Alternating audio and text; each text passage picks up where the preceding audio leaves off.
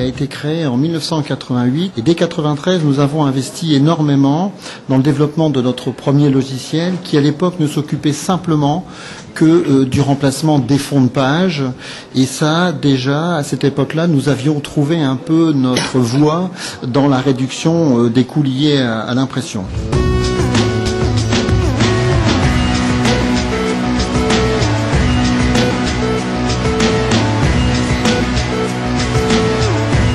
Alors, mapping en chiffres, c'est essentiellement, sur les 2 dernières années, une évolution très importante du chiffre d'affaires, puisqu'on est arrivé à plus de 45%, et un démarrage à l'export très significatif. La dernière évolution sur laquelle nous avons énormément réfléchi et travaillé, c'est sur le changement radical des contraintes de l'impression. Ça fait 10 ans que Mapping s'est inscrit réellement dans le zéro papier, et l'objet de notre développement a été de transformer toutes les éditions papier en documents électroniques. Et pour reprendre un terme un peu IBM, ça permet donc aux utilisateurs d'imprimer on demand.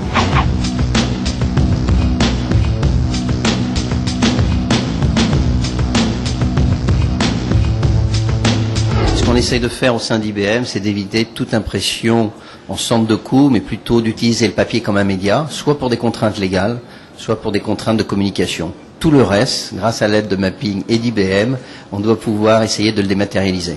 Pour nous, la dématérialisation du document, c'est une finalité.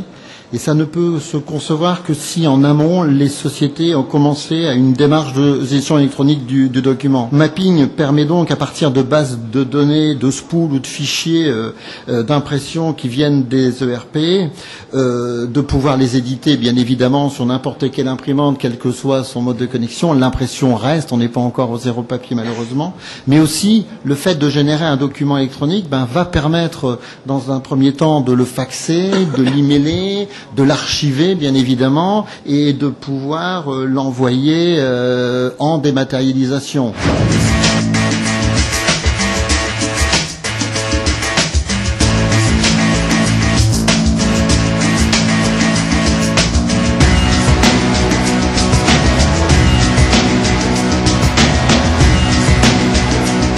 Nous avons développé un spooler.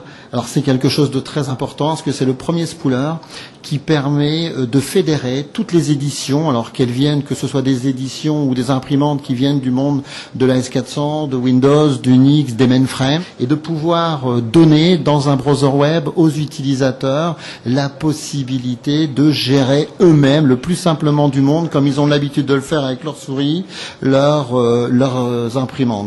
De l'étude à la conception, à la hotline, à un centre de démo web en ligne, tout est centralisé au siège Mapping à Lille. Hello, Mr. Duncan. Are you ready for the webcast? This is CBL attention on my mistakes.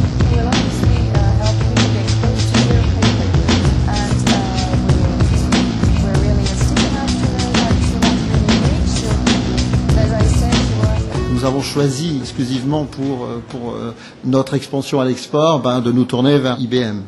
Je serais tenté de vous demander, monsieur, chez vous, chez IBM, quel est l'intérêt, pour IBM, de faire cette alliance avec Mapping ? Dans le monde du document, nous avons des alliances mondiales, donc un certain nombre, et une des principales alliances est celle de Mapping, qui s'est développée en France et au Benelux depuis quelques années, avec beaucoup de succès. Nous avons, au début de l'année, lancé nos opérations en Europe, en Allemagne, en Angleterre, en Espagne et en Italie. Et nous développons actuellement, nous entamons le développement aux États-Unis, où nous avons déjà un certain nombre de projets. Et donc, Mapping s'inscrit dans une démarche output environment. C'est-à-dire qu'on ne parle plus d'impression, mais d'output. C'est quasiment intraduisible en français, je suis désolé, et donc c'est la présentation d'informations multicanales, multidistribution sur le web, sur un écran. Pour nous aider dans notre tâche, on a quand même un PDG qui est fou de marketing et fou de la gestion du détail, ce qui fait que chaque campagne est vraiment bien réfléchie jusqu'à son terme. Et d'ailleurs, ce qu'on dit nous, pour bien communiquer, comme on est quand même dans une époque de surcommunication, il faut choquer. Et toutes nos campagnes sont faites dans cet esprit, c'est-à-dire que si vous choquez, vous êtes lu et vous êtes considéré.